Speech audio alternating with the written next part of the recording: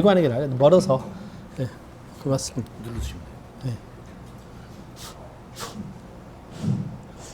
네. 아이고, 반갑습니다. 네, 반갑고요. 또 이렇게 먼 걸음 해주셔서 감사합니다. 네, 그래서 또 귀한 목사님들 이렇게 오신 것에도 감사하고 또 여러 강의가 또 부족한 것을 메꾸기 위해서 제 나름대로 자료는 많이 준비해놨습니다.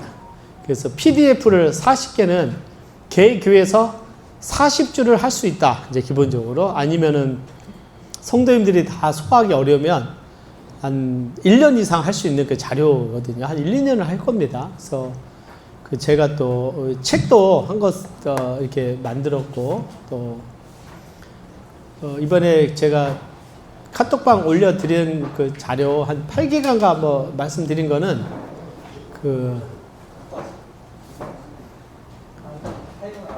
다른 자료들도 있어요. 그게 뭐냐면 잔 맥스웰의 리더십. 제가 리더십 디모데 성경 연구원에서 개최 몇 년 전에 했던 건데 그 자료고 또 구약 성경 파노라마, 신약 성경 파노라마. 거기에 또 그 MP3 파일이 있어서 용량이 좀 많거든요. 그래서 아마 이제 목사님들이 활용하실 수 있도록 또 제가 했던 강해 설교 몇 가지를 이렇게 담아서 나눠드리길 원합니다. 문자로 감사하고요. 시간이 많지 않기 때문에 기도하고 바로 시작하도록 하겠습니다. 네. 아버지 하나님 감사합니다. 오늘 신학교 성경 세미나를 통해서 하나님께서 주신 그 말씀, 특별히 모세 오경을 함께 목사님들과 나누며 또 교제하고 토요할 수 있는 은혜 주심을 감사를 드립니다. 부족한 종을 세우심을 감사드리고 또 하나님께서 영광 받으시고 특별히 신학교를 축복하시고 이충세 학장님, 주님, 또 심선재 목사님, 여러 직원들 축복하여 주옵소서. 감사를 드리고 이 시간이 복되기를 원합니다. 예수님의 이름으로 기도드리옵나이다. 아멘. 다시 한번 우리 저를 세워주신 또 이충세 학장님께 감사드립니다. 예, 심선재 목사님 너무 고생 많이 하셨고 감사합니다. 자, 모세오경을 먼저 시작하면서 이제 항상 그 신학교에서도 그렇고요. 구약 성경 한번 쭉 이렇게 정리를 하거든요. 아, 제가 파워포인트를 드려야 되죠. 아, 미안합니다. 순서가 틀렸네. 제가 여기다가 파워포인트를 올려드리.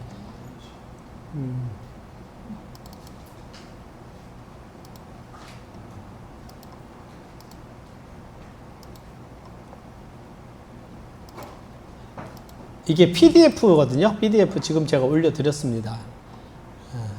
그래서 가능하면 오늘 3시간 동안에 창세기 출애굽기는 좀 했으면 좋겠다고 생각이 들어서요. 제 아내는 저보고 말을 천천히 하라는데 빨라주시거든요. 최대한 천천히 하도록 하겠습니다. 받으셨습니까? 지금 한번 받으시면 되고요.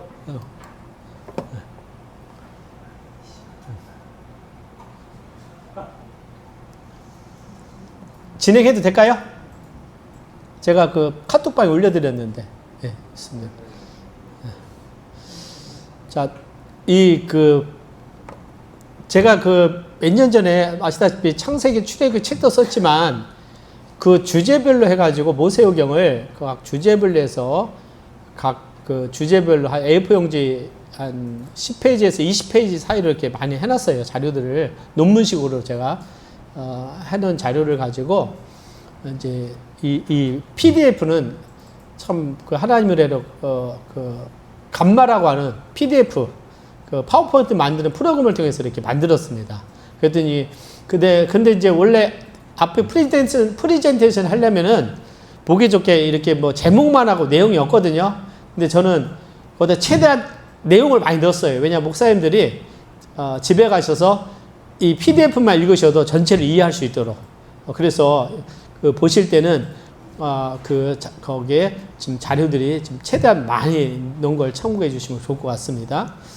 자, 구약 성경 창세기부터 말라기까지 39권으로 구성됐고 4,000년 동안 뭐 된 건 잘 알고 있고요. 지리적인 배경은 메소포타미아. 원래 제가 만든 파워포인트는 그 지도가 다 있는데 여기는 빠졌거든요. 근데 애굽, 그 다음에 그 가나안 지역이 이제 주 무대가 되는 걸 우리가 잘 알고 있습니다. 그래서 거기가 영어로 퍼틸 크레센트, 이게 뭐냐, 비옥한 총성달 지역이죠. 메소포타미아 문명이 발생하고, 그 다음에 애굽, 미지트 문명이 발생되고, 그 사이에 그 가나안 지역이 있는 걸 우리가 잘 알고 있고요. 구약 성경 전체는 창조와 타락, 구속, 회복이라는 큰 이야기가 이제 담겨 있고, 물론 그 모든 핵심에는 예수 그리스도인 걸 우리가 보게 됩니다. 자, 시대 구분을 보게 되면 원역사, 창세기부터 바벨 때까지가 원역사, 그다음 족장 시대, 한 2166년 아브라함 시대부터 1804년 정도 요셉 시대까지 이제 족장 시대고, 출애굽 사건은 1446년부터 약 1406년까지 40년간의 출애굽 사건이고, 또 가나안 정복 사사 시대가 1405년 기원전이죠.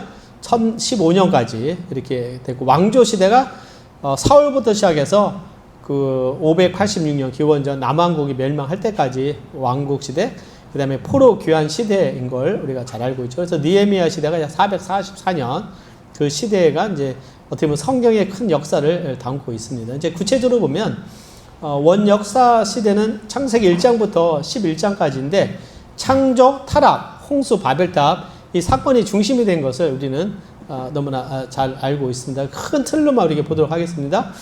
이제 구체적으로 하면 창조, 타락, 그다음에 노아의 홍수 사건, 바벨탑 사건, 이것이 이제 원역사 또는 창조 시대로 이해를 할 수 있고요. 그다음에 족장 시대는 2166년에서 1804년인데, 하나님께서 아브라함을 통해서 하나님의 그 나라, 민족을 세워가시는 그 과정을 우리가 잘 알고 있습니다. 그래서 창세기는 크게 보면 성경의 모세오경이 그렇고요. 큰 뼈대다, 기초다.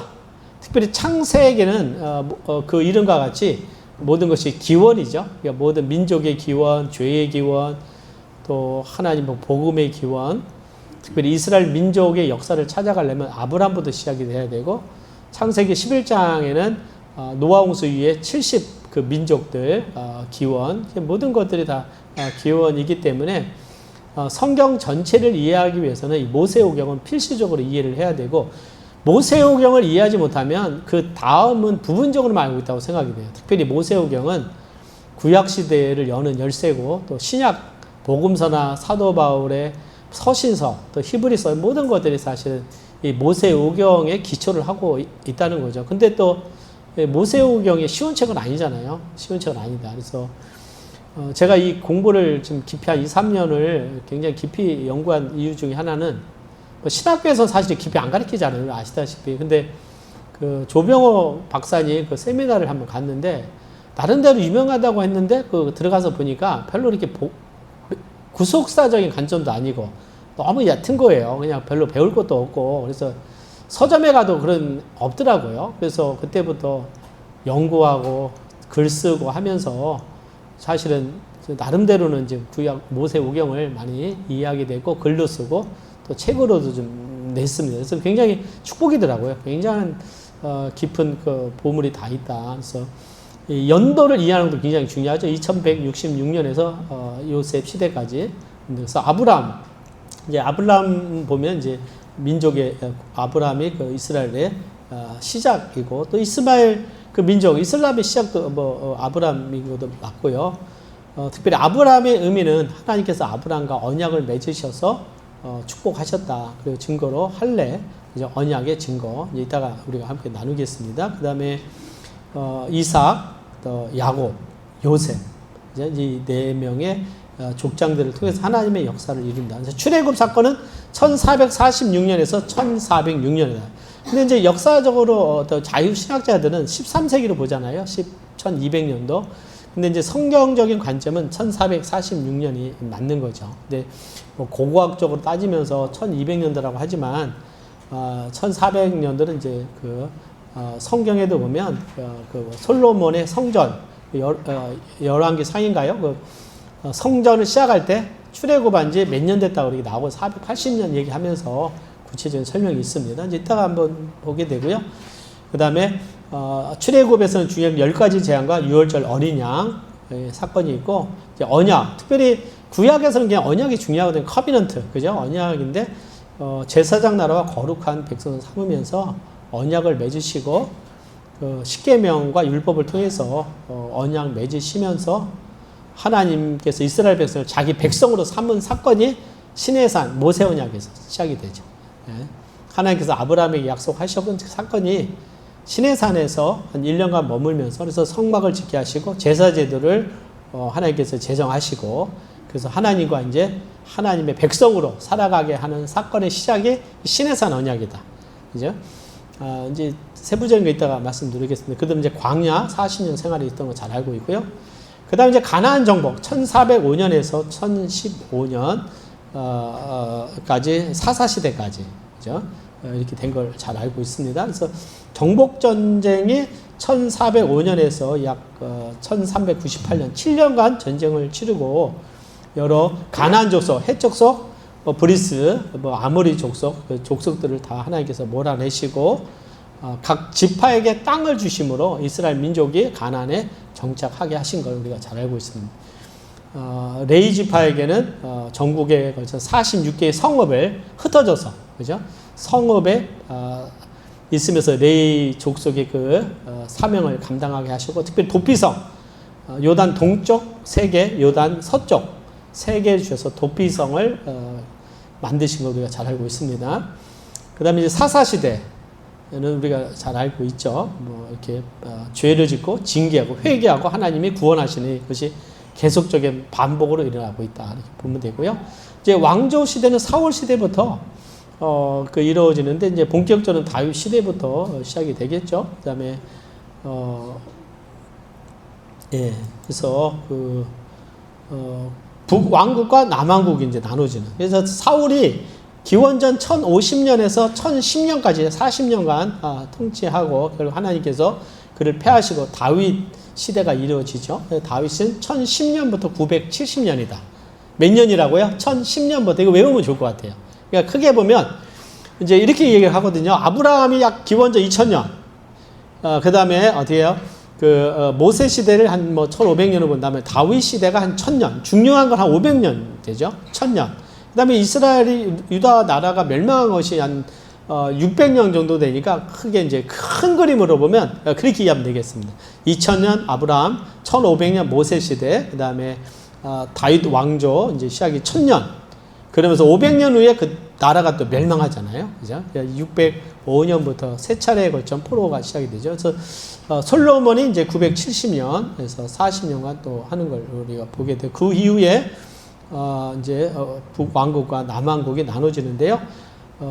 930년에서 580년까지. 그죠? 예. 그렇게 되고, 북왕국은 930년부터 722년. 아수르에서 멸망한, 우리가 잘 알고 있습니다. 아수르에서 북왕국은 이제 멸망하는, 북왕국의 왕들은 다 악한 왕들이었어요. 19명이 다 악했습니다.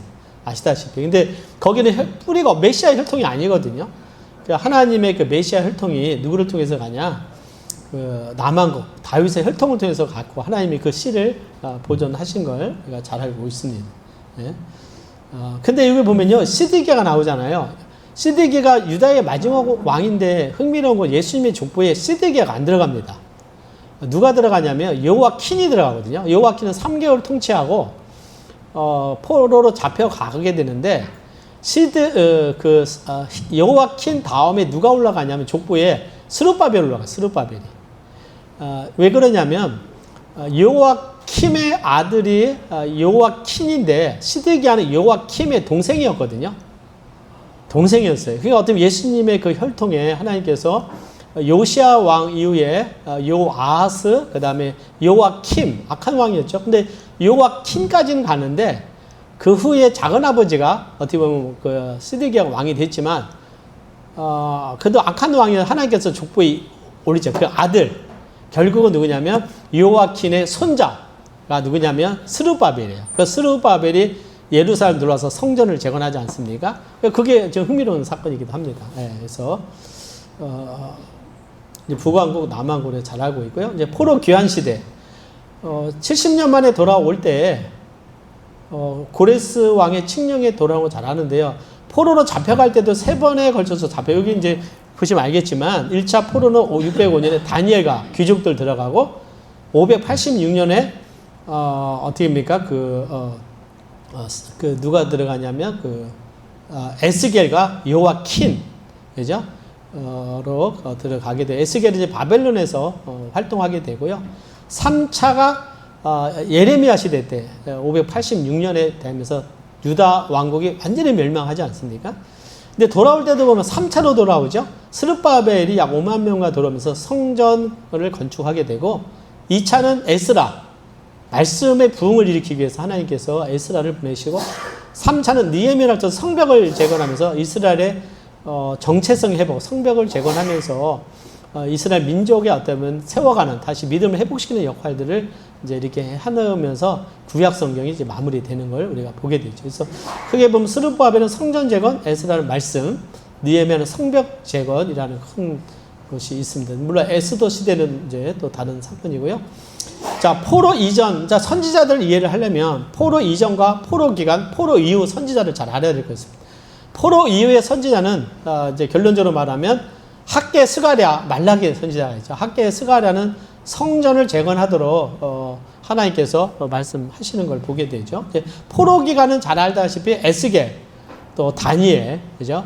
이걸 보게 됩니다. 이제 포로 이전은 보면 엘리야와 엘리사는 8세기 북이스라엘의 선지자들 때, 엘리야, 엘리사는 8세기니까 굉장히 선지자로서는 어떻게 보면 굉장히 이른 지역이죠. 그죠? 이른 시대, 아합왕 시대니까요. 그 다음에 이제 이사야가 7세기, 740년에서 680년 사이 60년간 사역을 한 걸 잘 알고 있고요. 특별히 이사야는 메시아에 대한 예언이 많이 담고 있음을 보게 됩니다. 아모스는 760년에서 730년. 그죠? 특별히 아모스는 공의에 대해서, 그죠? 공의, 하나님의 공의에 대해서, 정의에 대해서 많이 가르치고 있고요. 호세아 선지자는 750년, 710년. 굉장히 이제 여기는 북왕국 이스라엘에 대한 메시지인데 굉장히 악한 시대죠. 악한 시대. 그래서 이들의 호세아는 특히 창녀와 결혼하고 막 그런 사건들을 우리가 잘 알고 있죠. 그래서 내 백성이 지식으로 없음으로 망하는도다.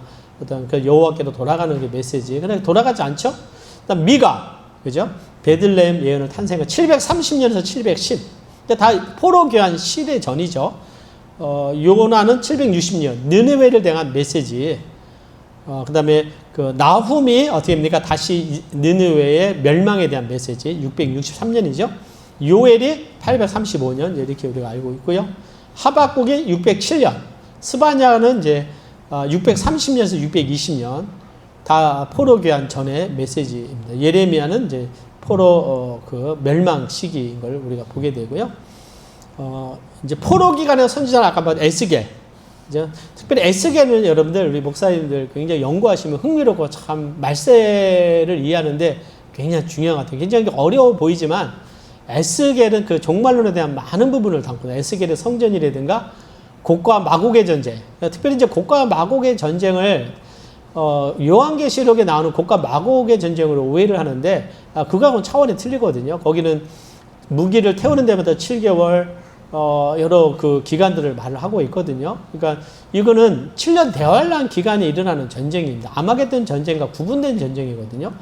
이런 부분들을 좀 종말론을 세부적으로 알려면은 특별히 에스겔 38장 39장에 보면 곡과 마곡. 그래서 그 핵심은 러시아와 이란과 터키, 에티오피아 이런 나라들이 이스라엘로 침공하는 그것이 예언된 것이 곡과 마곡의 전쟁입니다. 지금 마지막 시대의 징조 하나가 이란과 지금 이스라엘 전쟁하는데요. 거기 러시아가 우두머리가 되었고 이란과 터키와 에티오피아 이슬람권 중심 나라들이 예루살렘 이스라엘을 공격하게 되고 그러면 하나님이 개입하셔서 다 멸망되면서 이제 적그리스도가 출현하게 되는 거거든요. 서방에 큰 세력을 잃어버리니까 이제 적그리스도가 이제 나타나게 돼. 그래서 곡과 마곡의 전쟁은 7년 대환란의 초반부나 어떤 분들은 이제 7년 대환란 전이라고도 하지만 결국 예언의 대부분들은 7년 대환란에 말을 하고 있죠. 그래서 이것이 굉장히 지금 우리가 지켜봐야 될 부분입니다. 지금 굉장히 이스라엘 중심으로 전쟁이 계속 일어나고 있잖아요. 이제 그렇게 우리 이해를 할 필요가 있고요. 학계, 스가랴, 아까 말씀드린 성전 건축, 말라기로 이제 이렇게 되죠. 그래서 오바다는 에돔에 대한 메시지, 이렇습니다. 그래서 이렇게 우리가 이해를 할 수 있을 것 같습니다. 크게 보면 이렇게 됐고요. 그래서 제가 나눠드린 또 책에도 보면 한눈으로 볼 구약 성경도 있고 뭐 그렇습니다. 자, 다음 우리가 보도록 하겠습니다. 창조에 대해서 우리가 일단 넘어가도록 하고요. 제가 보내드리도록 할게요. 또 바로 우리 좀 늦게 도착하시는데 고맙습니다. 우리 멀리 오셔서 우리 영광으로 우리 회장님도 오시고 큰 격려가 됩니다. 우리 회장님도 오시고 너무 감사하고요. 제가 창조에 대한 지금 글을 좀 올려드렸습니다. 제가 핵심만 딱딱 하면서 그래서 가능하면 모세오경 전체를 다 포함하면 좋을 것 같습니다. 자료 가져가시면 공부 안 하실 거고 대부분 여기서 다 하고 가는 게 좋을 것 같아요. 저도 자료 가져가지만 그거 따로 이렇게 관심 갖지 않으면 교회에서 가르치지 않으면 다 열으셨나요? 지금 올려드렸습니다. 창조. 물론 이제 목사님들이 뭐 이 부분에 다 전문가신데 그냥 같이 우리가 공감하고 나눈다고 생각을 하고요. 또 우리가 격려해주러 우리 형님 목사님도 격려해주러 오셨거든요. 그래서 저도 고맙습니다. 그래서 제가 참 부족한 저를 세우셨으니 감사하죠. 목사님.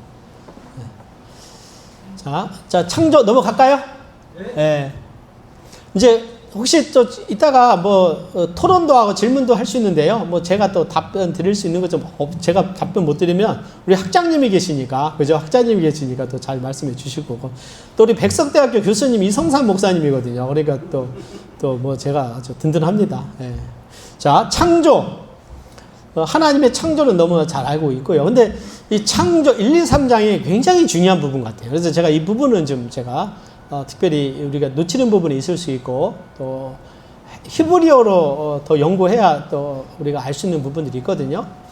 자, 창조는 이제 아시다시피 우리 하나님의 삼위가 일하신 창조다. 그래서 엘로힘, 그죠? 엘로힘. 엘이 하나님인데 복수형이잖아요. 그래서 성경에도 보면 하나님이 가르쳐요. 우리의 형상을 따라 우리의 모양대로 이렇게 하면서 삼위일체를 강조합니다. 그래서 하나님의 신은 수면에 운행하시니라. 창세기 1장 2절 성령님 역사고요. 또 신약에서 예수님이 말씀이 하나님과 함께 계셨고 만물이 그로 말미암아 지은 바 되었다 하시면서 아들 하나님의 창조 역사에 참여하시는 말씀을 하고 있고 또 모든 것이 하나님의 섭리 가운데 아버지 하나님의 뜻 가운데 모든 것이 말씀으로 창조된 걸로 잘 알고 있고요. 자, 창조의 첫째 특징은 말씀으로 창조하셨다. 하나님이 가라사대 말씀. 그래서 창조는 바라는 무에서 육으로 창조했다. 그래서 엑스인지 힐로 해서요. 무에서 유의 창조. 그리고 시제를 보면 히브리어에서 보면 perfect. 이거 완성형이거든요. perfect. 그죠? 이 시대를 사용해서 창조가 이미 끝났다. 그래서 기독교 내에서도 유신론적인 진화론. 우리는 진화론은 믿지 않지만 또 자유주의 신학자들 중에서는 theistic evolution. 이게 뭐냐면 유신론적 진화론. 이게 타협하는 거잖아요. 유신론적 진화론. 이게 뭐냐면 하나님이 어떻게 진화를 이끌어 가신다. 진화 속에 개입하신다. 하나님이 진화를 만들어 가신다는 이론인데 근데 성경은 진화는 창조는 이미 끝났습니다. 그죠? 우리가 기문기고 아니면 아니지. 이런 또 다른 우리 또 제가 최근에 그 충격받은 것 중에 하나가 성서 침례교 목사님 중에 한 분이 페이스북에 침례를 줬는데 세례식 했다고 올렸더라고요. 다행히 우리 친교회가 아니에요. 저쪽 친교회인데 민 목사님 목포 출신 목사님이에요. 우리 목포에 개척하신 목사님이에요. 처음에는 한글로 올렸어요. 그래서 이상권 목사님 알려줘갖고 세례식 했다가 그쪽에서 많이 나왔을 거 아니에요. 오해신 그거는 영어로 이렇게 했는데 AI가 해석을 세례라고 하는 바람에 잘못 그렇게 전달되어진 건데. 그런 거예요? 그 세례식이라고 본인은 안 했다고. 그래서 저도 이제. 그랬어요? 좀 그래서 그건 아니었어요. 그래요? 근데 제가 영어로 이렇게 이렇게 했는데 그게 AI가 번역하면서 세례라고 번역하면서 세례식이 이렇게 됐다라고 이렇게 오해를 이렇게 하게 되었죠. 그래요. 근데 이제 제가 보기에는 우리 친교회 때 다른 목사님 보여주셨거든요. 뭐라고 하냐면 한자가 있었어요. 오늘 침례식 했다고 그냥. 근데 오늘 제가 다시 들어가 보니까 영어 문장에 6, 7줄이 있더라고요.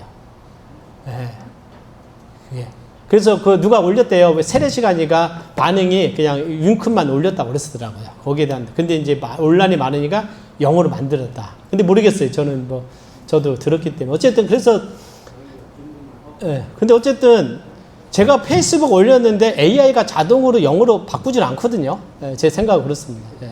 그러니까 어쨌든 제가 말씀드린 것은 뭐 이게 창조론 뭐 그건 아닌데, 그만큼 어떤 믿음에서 참 지켜가는 게 초중하다고 생각을 하게 됐어요. 예. 자, 하나님께서 말씀으로 창조하셨고요. 예, 그래서 우리는 근본주의자잖아요. 말씀을 믿습니다. 첫째 하늘, 그 다음에 어떻게 해요? 둘째 하늘, 셋째 하늘이니까 잘 알고 있고요. 예. 특별히 창조하실 때 우리가 보게 되면 6일째 창조하시는데 첫째 날, 둘째 날, 셋째 날 이렇게 보게 되면 첫째는 처음 3일은 형태를 하나님 만드셨다. 형태. 그러니까 하늘과 또 땅, 궁창과 물, 땅과 만드셨는데 넷째 날, 다섯째 날, 여섯째 날은 해와 달, 별, 새와 바다, 짐승과 사람 이렇게 만들면서 하나님께서 채워가시는 그런 형태가 있습니다. 그러니까 하나님이 창조하실 때도 처음에는 어떤 틀을 만드시고 그 다음에 채워가시는 그런 모습인 걸 우리가 잘 알고 있고요. 7일에는 안식하셨다 이렇게 말씀하고 있습니다. 자, 창조의 둘째 특징은 뭐냐면 종류대로 창조하셨다. 이거 아마 제가 그 지난번에 그 친교에서도 한번 설교를 한 적이 있는데 씨에 대해서 히브리어는 제라입니다. 제라인데요. 씨 단순한 식물의 씨앗일 수도 있고요. 또 이 단어가 후손으로도 쓰용되어 있어요. 그러니까 하나님께서 레위기에서도 보면 씨를 서로 혼동하지 마라 이렇게 말씀, 썩지 마라 그러거든요. 하나님께서 각 씨를 보존하기로, 순수한 씨를 하나님께서 보존하기를 원하시는 걸 보게 돼요. 그래서 구약의 가장 특징 중에 하나가 혈통이다. 혈통. 특별히 창세기에서는 혈통인데요. 믿음의 혈통과 세상의 혈통을 하나님께서는 굉장히 구분하시는 걸 원하시는 걸 보게 돼요. 그래서 아담과 셈, 아브라함. 그러면서 어떻게 아브라함에서도 이삭의 혈통, 그 다음에 야곱, 그 다음에 메시아는 유다로 나가잖아요. 그러니까 이 믿음의 혈통, 그 다음에 북왕국과 남왕국이 나눠졌어도 하나님께서 그 믿음의 혈통을 모든 아브라함의 자손들이지만 결국 어때요? 메시아의 혈통을 이어가고요. 사탄과 영적인 싸움은 결국 혈통의 싸움이다. 세상의 혈통이 하나님의 혈통을 공격하고 무너뜨리려고 메시아 오는 것을 막지만 하나님께서 그 길을 계속 지켜가시는 것들을 우리가 보게 되죠. 그래서 율법에는 씨를 섞어서 뿌리지 말라고 하신 것이 단순한 뭐 농장 그런 것보다도요. 하나님의 백성이 순수한 믿음을 지켜가기를 원하시는 이제 그것을 말씀을 하고 있어요. 그래서 결국 그 혈통의 마지막은 누구냐? 예수 그리스도죠.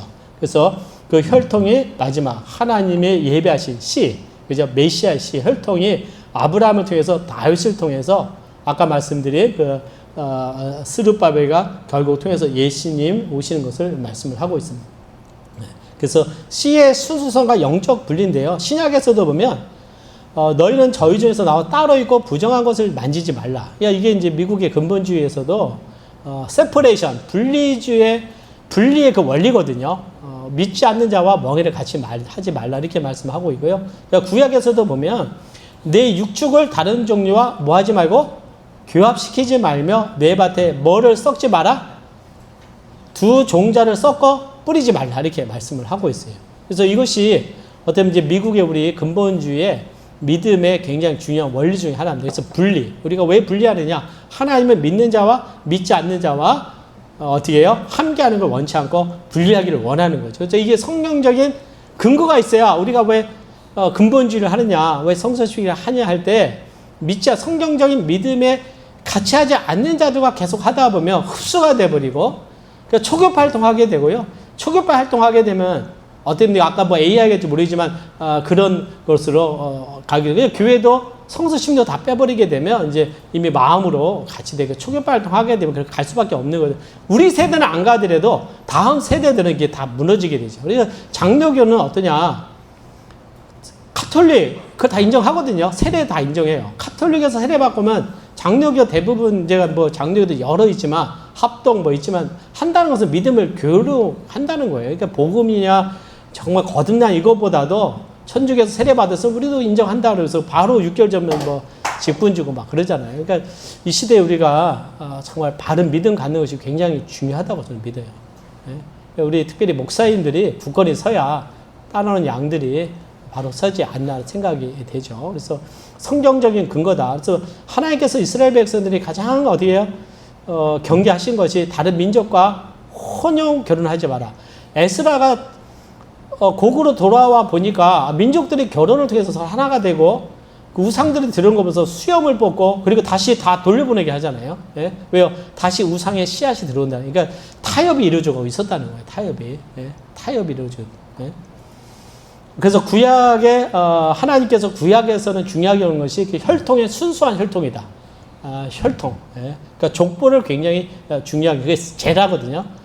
그 다음에 종교적 순수성, 그죠? 다른 종교와 섞이지 말라. 그러니까 하나님께서 이스라엘 백성들의 그 믿음의 순성을 얼마나 강조하시냐면 하나님께 제물을 드릴 때 다른 데서는 그 제물을 드릴 수 없거든. 하나님의 이름을 두신 곳, 예루살렘, 성막 안에서만이 제물을 어떻게 하나님께 드릴 수 있었죠. 왜냐하면 다른 데서 드리면 우상 숭배가 될 수 있기 때문에 이제 그렇습니다. 예. 그 다음에 말씀 위에 굳게 서야 된다. 이제 이거 영적 분리에 대해서 말하고요. 큰 생물에 대해서도 성경은 많이 하고 있습니다. 욥기에서 리워야단, 베헤모 뭐 이런 것을 말씀이 있고요. 넘어가겠습니다. 자, 세 번째 특징이 하나님의 형상대로 사람을 창조하셨다. 이렇게 말씀하고 있어요. 예. 하나님의 형상대로 사람을 창조하셨다. 우리가 잘 알고 있죠. 남자와 여자를 창조하셨다. 근데 지금 미국에서도 보니까 이제 감리교단도 어떤 지금 굉장히 배교가 일어나고 있거든요. 제가 기사를 읽었는데 에즈베리 신학교는 감리교는 지금 포용 정책으로 들어갔어요. 근데 그 신학교는 이 포용 정책을 거부하니까 그 교단에서 공식적으로 그 신학교를 제명했다고 그러더라고요. 그러니까 동성애나 이런 거를 포용해야 되는데 포용하지 않는다고 하니까 그 신학교 자체를 감리교단에서 거부했다는 거예요. 제명했다는 거예요. 그러니까 지금 얼마만큼 그러냐 또 이런 시대죠. 뭐 영국은 말할 것도 없고요. 영국에 존 웨슬리가 부흥했던 그 교회가 지금은 동성애 중심 교회라고 하더라고요. 보니까. 그러니까 지금 우리가 모르는 것들이 많이 일어났어요. 이번에 저도 최근에 참교육을 보고 충격을 받았거든요. 우리 시대가 이렇게까지 변했구나. 이 실제 일어나는 건데 우리가 몰랐잖아요. 그러니까 우리 성서침례는 정말 믿음에서 순수하게 말씀을 지켜나가고 있는데 이 바깥에서 일어나는 일을 우리가 상상 초월하는 것 같아요. 그래서 우리가 이 구약의 특별히 모세오경은 하나님의 말씀이 굉장히 어떻게 됩니까? 정말 원리들을 잘 배울 수 있다. 근데 보통 생각하기를 이런 경우가 있어요. 율법이니까 우리가 상관없다라고 생각을 하는데 율법에 나타난 하나님의 뜻을 우리가 알아야 신약의 사도 바울의 가르침이나 예수님의 말씀을 더 배경을 가지고 이해를 할 수 있고 우리가 그것을 응용할 수 있고 이해를 할 수 있다는 거예요. 그래서 이 모세오경은 정말 저는 다 우리가 이해를 해야 된다 생각이 되고요. 자, 하나님의 형상, 도덕적, 영적 하나님의 권위 이렇게 말씀하고 있고 사람이 창조할 때요 영과 혼과 육, 그죠? 이렇게 말씀을 하고 있습니다. 우리가 이거 잘 알기 때문에 넘어가겠습니다. 자, 하나님이 사람의 기준 생육하고 번성하여 땅에 충만하라. 생육, 이제 열매를 맺고요. 그냥 번성, 증거하고요. 충만하라. 하나님의 말씀대로 생육하고 번성해서 이제 충만해야 되는데 문제는 뭐냐면 타락하면서 이 타락이 번성하니까 하나님의 심판이 찾아오게 된 거죠. 타락이 번성해. 타락한 민족들이 번성한 역사가 일어나고 이미 죄로 인해서 세상에 죄가 가득했기 때문에 그러죠. 자, 여기 보니까 이제 생육하고 번성하여 땅이 충만한 창조의 복은 제2회도 하나님의 구속 계획에서 이루어졌다. 아담, 아브라함, 그 다음에 신약 아담, 노아. 하나님의 노아에도 생육하고 번성하여 땅에 충만한 복을 주셨지 않습니까? 그래서 노아의 세 아들 중에서 70민족으로 번성하게 되고 그 다음에 아브라함에게도 생육하고 번성하여 땅에 충만한 축복을 주셔서 아브라함 시대 이후 400년이 지나니까 200만 명이 되는 민족적으로 성장하는 하나님의 기적적인 요소. 가나안 땅에 있었다면 그 가나안 민족들에서 아마 압사되었을 거예요. 전쟁하느라고 죽고 쫓겨나고 그럴 텐데 아주 어떻습니까? 애굽에서 좋은 땅에서 농사지면서 지낸 거거든요. 그러니까 거기서 번성하도록. 그다음에 이스라엘 어떻습니까? 굉장히 번성하게 되고요.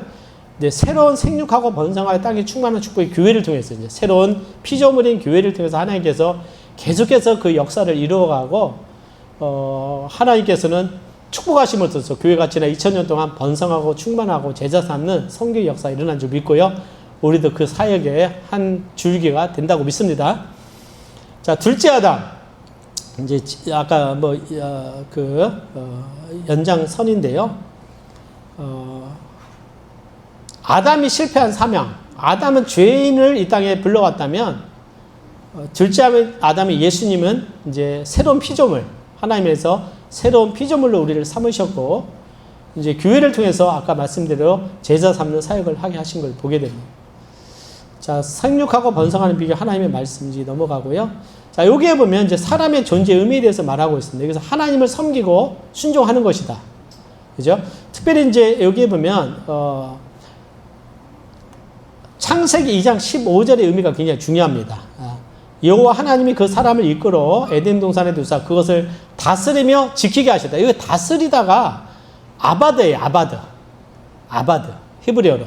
근데 이것이 섬기다, 예배하다 뜻이에요. 예배하다. 그러니까 하나님께서 에덴 동산을요, 하나님이 임재하시는 어떤 성전의 모형이기도 한데 그것에서 아담이 하는 일은 하나님을 섬기는 것이라는 거예요. 예배하는 거, 이 자체가. 그러니까 우리 인간의 본성, 부르심 자체가 하나님을 예배하는 것이다. 예? 이것이 또 제사장들이 성전에서 섬길 때 이 아바드라는 표현을 쓰거든요. 직무를 감당하는 거를. 제사장들이 성소에서 섬길 때 이것이 예배가 되는 거거든요. 예? 예배다. 월십. 그죠?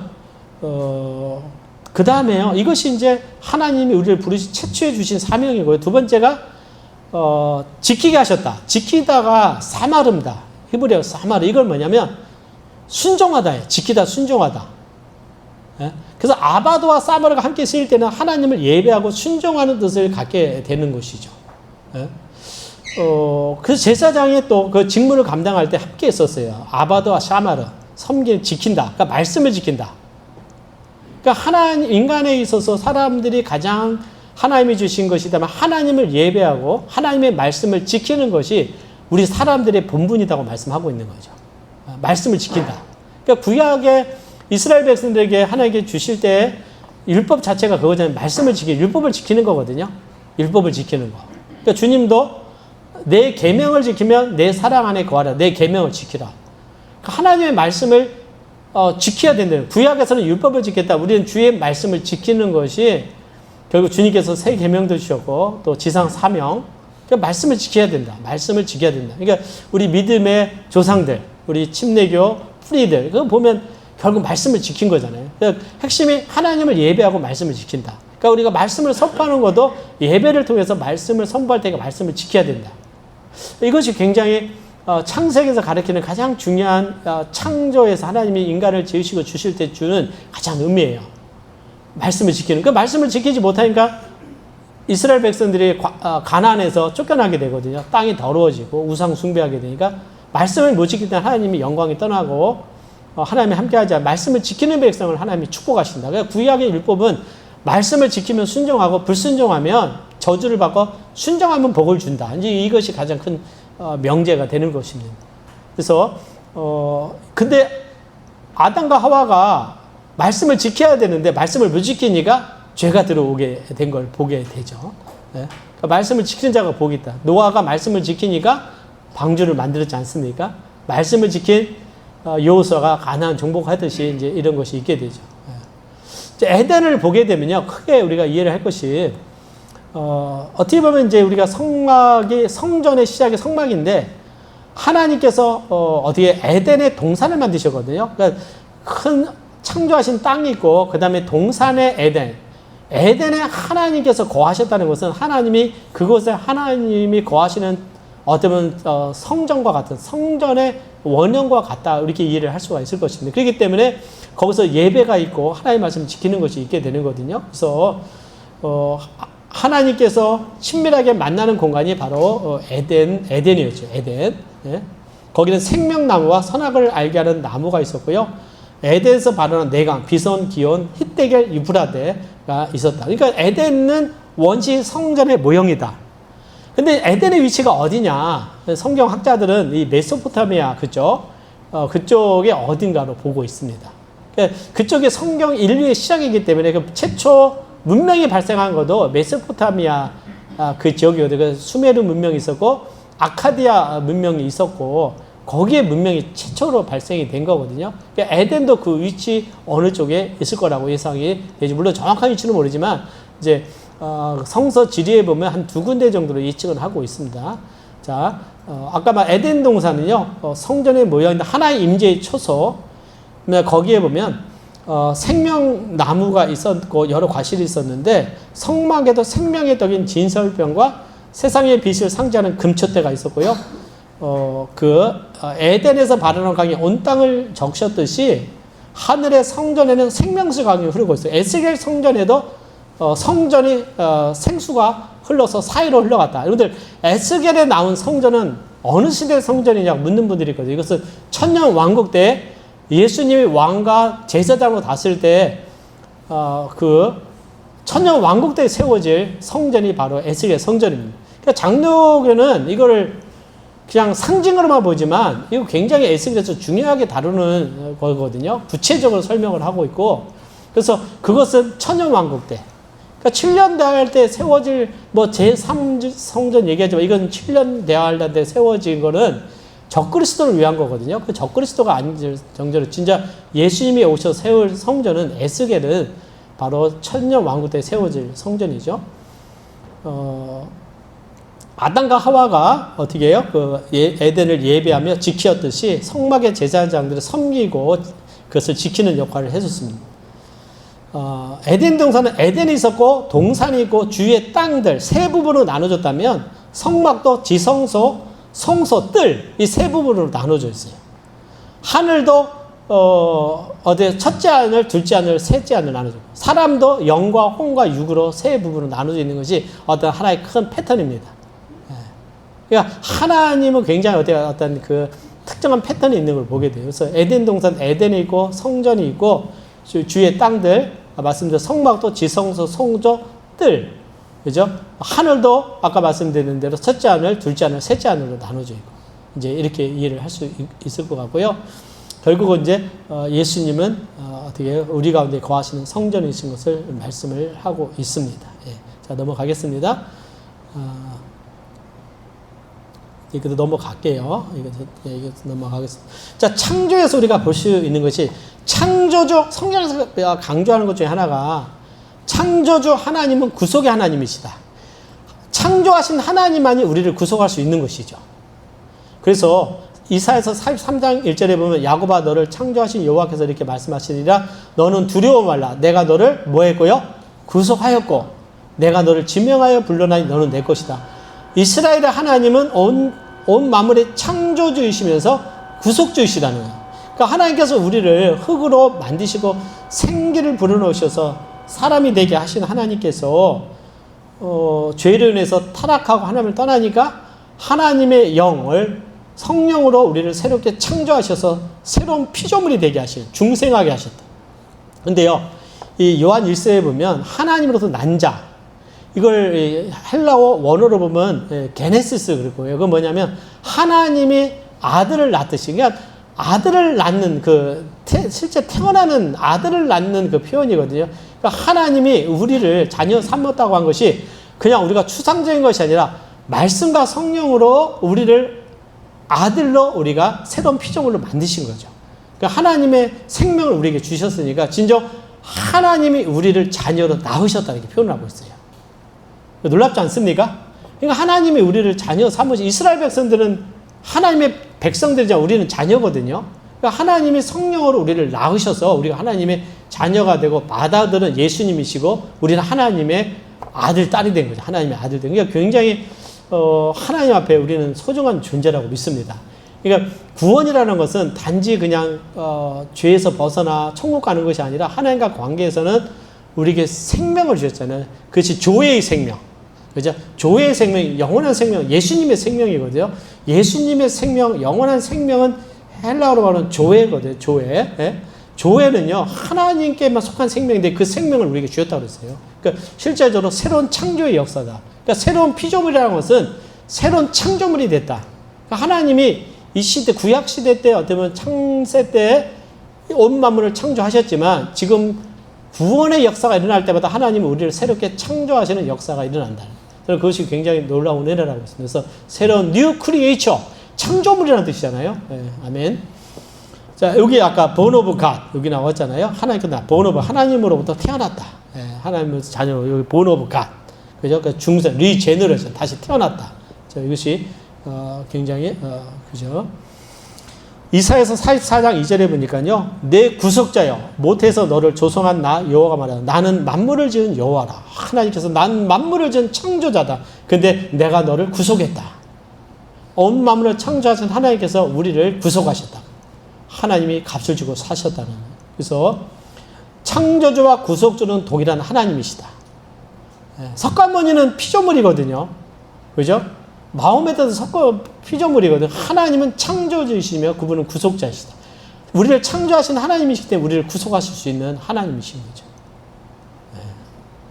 하나님의 창조주는 인본주의 철학을 배경한데 무신론 뭐 여기 쭉 설명이 있는데요. 자, 이것은 넘어가도록 하겠습니다. 자, 다음 이제 타락에 대해서 우리가 말씀 나누고요. 다시 또 올려드리겠습니다.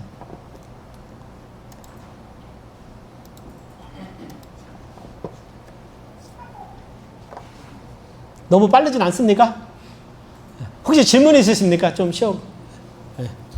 혹시 신선생 목사님 몇 분에 휴식하셔야 되나요? 잠깐 쉬시죠. 10분간. 예, 10분간 휴식하겠습니다. 감사합니다. 간식이 있습니다. 뭐라고